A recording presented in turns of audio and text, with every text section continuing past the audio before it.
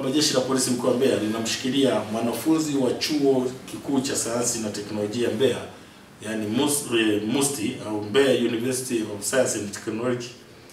ambaye ni wa mwaka wa kwanza, anaitwa Emilian Joseph Duzu mwenye umri wa miaka 21.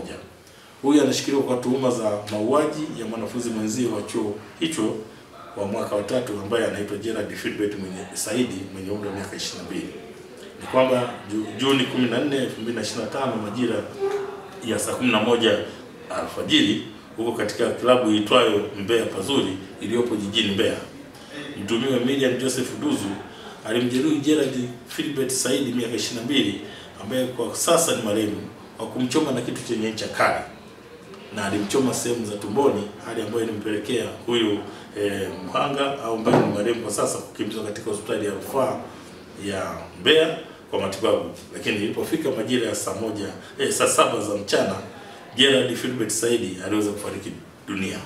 Kwa hiyo uchunguzi wa awali umebaini kuwa chanzo cha tukio hili ni ugomvi uliotokana na ulevi wa kupindukia wakiwa kwenye eneo hilo la ndani la klabu hiyo ya Mbeya Pazuri, ambapo walinzi baada ya kuona ugomvi huu umezidi waliweza kufika pale, yani mabouncer, na kuwatenganisha na kuwatoa nje, lakini bado waliendelea na ugomvi huo, na ndipo ilipelekea huyu wakiwa kwenye maeneo ya maegesho walipelekea kumuona huyu Emilian Joseph Duzu akichukua kitu chenye ncha kali na kwenda kumchoma huyu Gerald Philbert Saidi ambaye kwa sasa ni marehemu, na alimfuata kwa lengo la of course huyu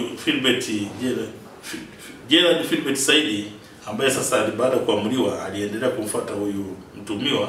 ili kuendelea na ugomvi, na ndipo alipoweza kuchoma na hicho kitu chenye ncha kali. Kwa Jeshi la Polisi mkoa wa Mbeya linatoa wito kwa baadhi ya wananchi wanaojihusisha na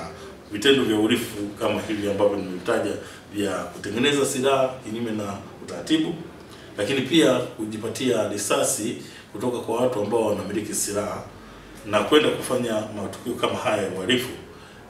wajue kabisa kwamba katika mkoa huu wa Mbeya hawana nafasi kama hiyo, kwani mkoa wa Mbeya tumejipanga vizuri kuhakikisha kwamba tunakabiliana na matukio kama haya ili yasiweze kutokea kwa wananchi.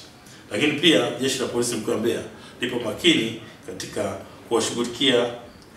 na kuwakamata kwa haraka sana watuhumiwa wote wanaofanya makosa kama haya. Jeshi la Polisi mkoa wa Mbeya linatoa wito kwa wanafunzi na kuwataka kuzingatia masomo zaidi kuliko kujiingiza katika vitendo hivi visivyofaa vya ulevi ambao unapelekea waingiza katika hatari, na ikiwemo kama haya makosa makubwa ya mauaji.